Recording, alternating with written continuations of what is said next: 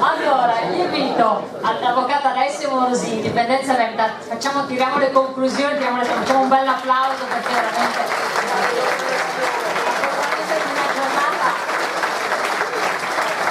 estremamente importante ma anche emozionante, il passo avanti che deve essere fatto, che dovrà continuare ad essere fatto. Ci sono alcuni aspetti che è bene anche continuare a rimarcare. Grazie avvocato per essere qui con noi e ringrazio tra l'altro di avermi invitato e reso partecipe anche di questo momento perché è stato anche comunque molto emozionante e particolare. Ci sono dei valori fondanti che sono stati rimarcati in modo importante. Una parola che mi ha colpito, che forse non era corretta come è stata definita perché ovviamente era anche la difficoltà di tradurla, ho detto la parola omertà. In realtà sottintendeva tutta un'altra situazione. Coloro che sanno, magari una consapevolezza che qualcosa deve essere fatto, ma alla fine per qualunquismo non si muovono, accettano per paura, perché la paura è un altro degli elementi molto molto importanti purtroppo. Vogliono far paura, vogliono instillare questa paura. La paura purtroppo è un elemento che atterra ogni senso identitario, ogni senso di passione, di intraprendenza. Più che mai in un popolo tranquillo, pacifico come può essere il popolo veneto,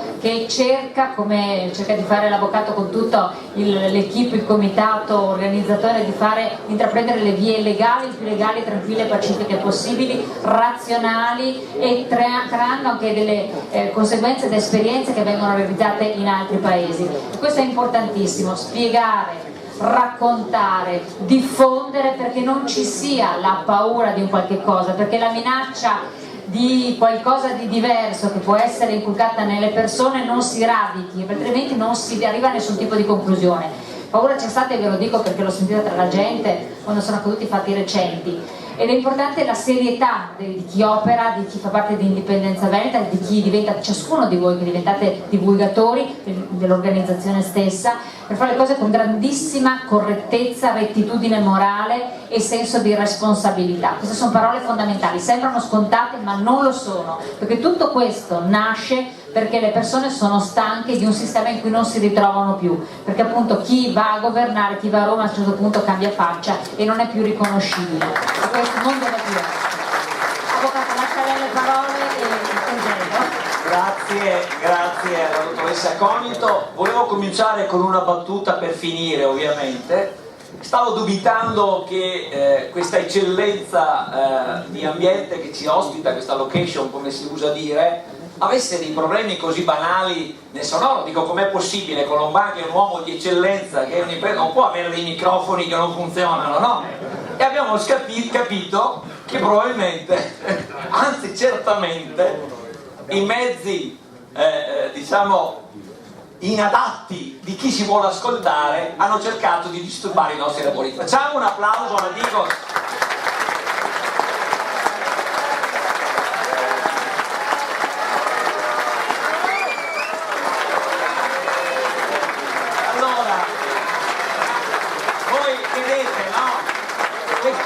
Queste piccole cose dimostrano quanto sono malmessi per ostacolare un processo verso l'indipendenza che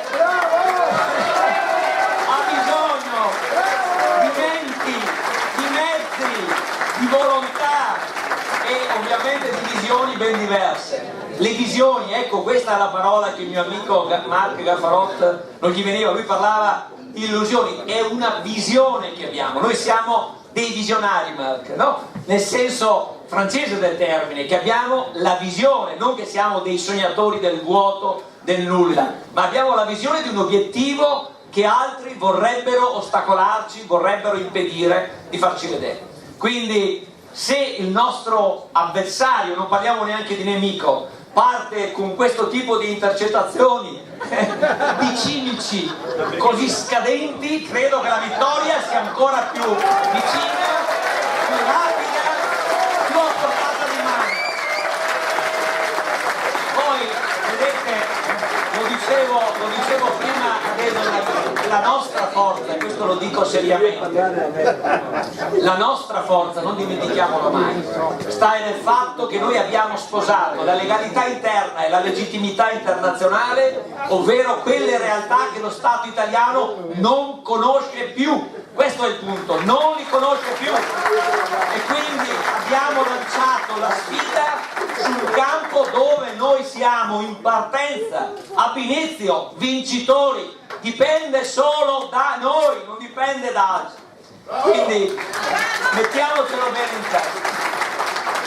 E per converso è di tutta evidenza che non possiamo commettere l'errore, l'imprudenza, la banalità, addirittura la voglio qualificare così, di consentire a qualcuno di trasformare quello che è un processo democratico, pacifico, aggiungiamo anche non violento, verso l'indipendenza, con lo strumento della democrazia e del diritto di autodeterminazione, come un problema di ordine pubblico. Questo non ci possiamo permettere di fare, perché sarebbe un errore clamoroso.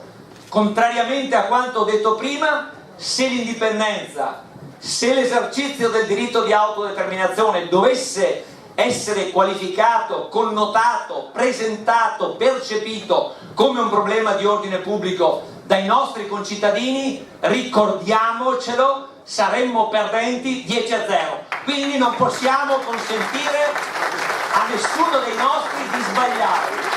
Noi non abbiamo bisogno di bruciare nessuna bandiera, l'abbiamo già sentito da tutti gli interventi. La qualità degli interventi, lo spessore dell'approfondimento e delle tesi che oggi avete sentito enunciate, con la prudenza degli oratori, avete sentito con quale attenzione, con quale delicatezza, ma anche con quale convinzione siamo entrati, abbiamo aperto la porta verso l'indipendenza con un taglio culturale, quello che l'Italia non ha su questo argomento, altro motivo per cui vinceremo e vinceremo presto.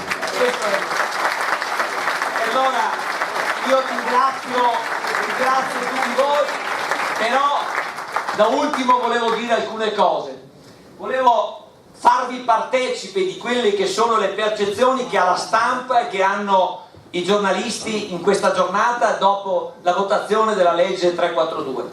Le domande che ci hanno fatto evidentemente non partivano dal quesito che io ripeto a voi perché sappiate, avendo l'onore di averlo scritto, e quindi me ne vanto perché è una cosa che mi dà gioia interiore, perché riassume tutto il lavoro che insieme abbiamo fatto, lo ripeto a voi. Migliaia di veneti devono sapere che il quesito non è stato alterato. Altre cose nell'approvazione della legge hanno toccato, ma il quesito, che ha un significato importante, è rimasto il medesimo, ed è questo. Dovete impararlo a memoria e dovete ovviamente far imparare a rispondere, oltre che rispondere voi stessi.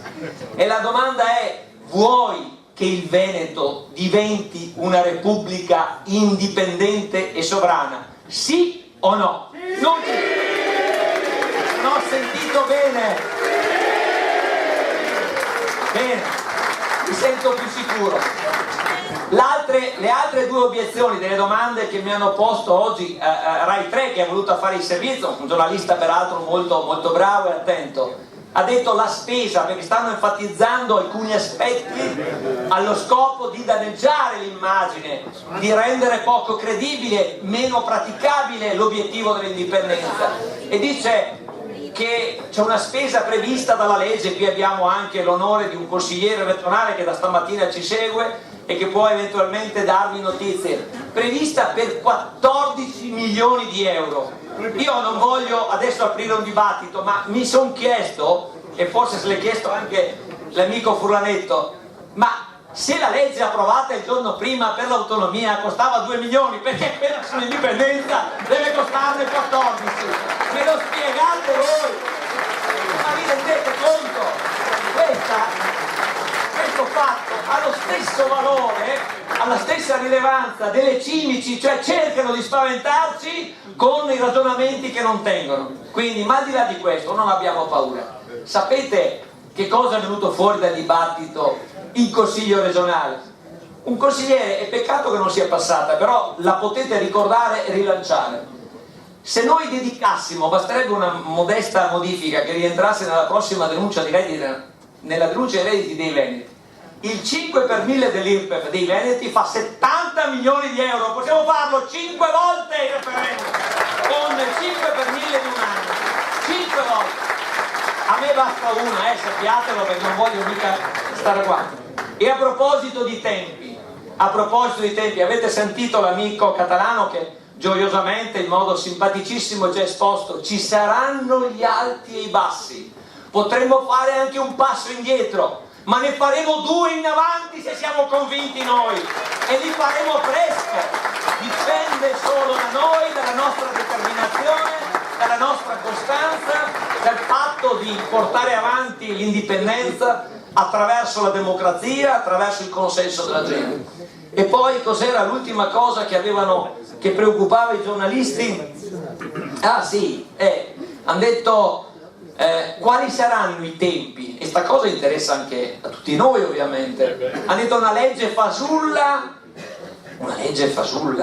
è una legge di cui non si sono nemmeno resi conto della rilevanza, ha superato la linea rossa, una linea invalicabile, una linea ritenuta intoccabile. Noi siamo andati oltre, dall'esterno del Consiglio regionale, abbiamo dettato l'agenda al Consiglio e abbiamo superato la linea rossa invalicabile, quella oltre la quale c'era il pericolo.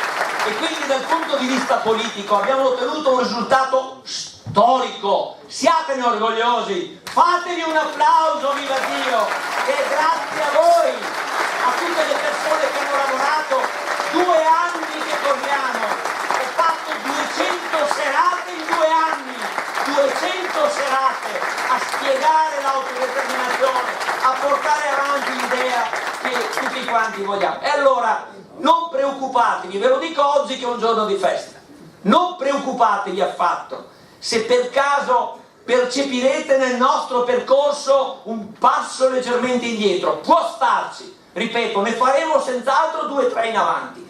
Io la vedo bene questa strada. Allora, tanto per darvi risposta sulla questione dei tempi, intanto la legge dice alcune cose importanti.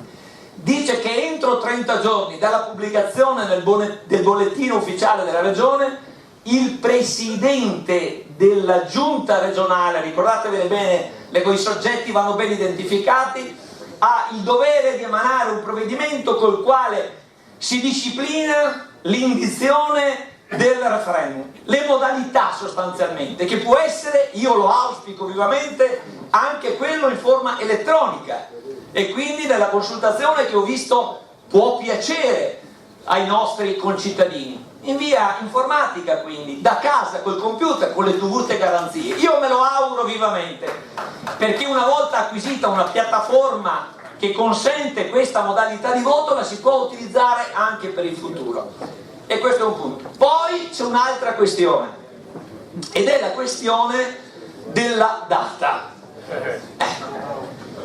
Allora, anche questa poteva, lo diciamo noi prima che qualcuno venga a farci la morale, a parte che noi abbiamo fatto l'impossibile. È vero, nella legge non è scritta una data, però la legge prevede che ai sensi dell'articolo 27 dello statuto sia il Consiglio regionale a stabilire la data, ed è una cosa evidentemente che, se non verrà fatta, intanto aspettiamo i 30 giorni dalla pubblicazione, quindi vuol dire a metà luglio sappiamo già se Zaia e la sua giunta avranno fatto il loro dovere conformemente a quanto deliberato dal Consiglio. Quindi se non si rispetterà quella data, ci troveranno numerosi in strada e dappertutto dove serve a sollecitarli, a sostenerli.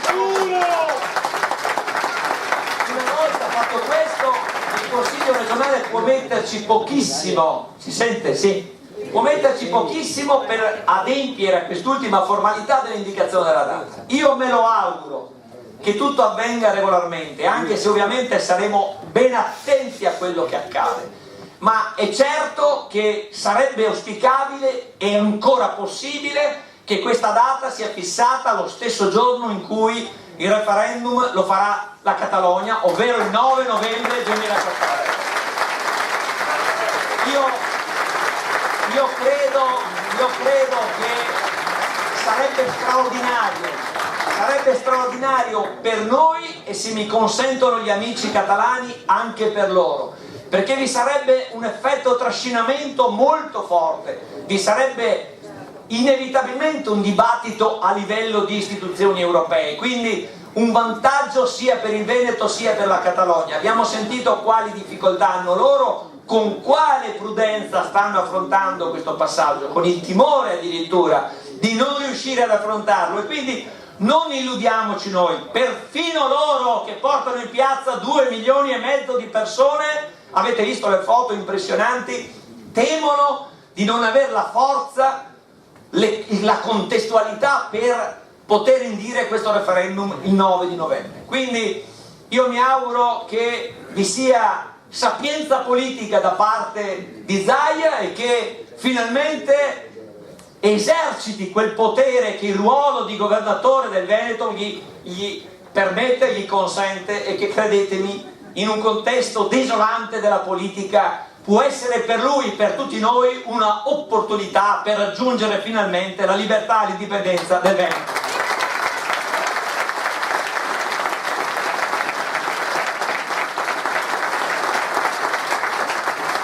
Abbiamo detto che alle 18:30 avremmo chiuso e chiuderemo senz'altro. Io adesso devo solo ringraziare, oltre a tutti voi che numerosi, qui nella sala superiore, nei collegamenti in streaming, oggi eravamo in diretta Radio Veneto 1, ma anche in diretta differita Radio Radicale, e quindi voi capite che le cimici pensavano di impedire che l'Italia potesse conoscere quanto degli intellettuali, degli accademici, dei pensatori liberi oggi sarebbero venuti a dire al Veneto. E noi, per ripagarli anche delle eventuali disattenzioni o degli impegni che taluno dei veneti aveva altrove, faremo dei lavori di questo convegno, una pubblicazione in modo che tutti i veneti possano anche riflettere meglio su quello che oggi si è detto.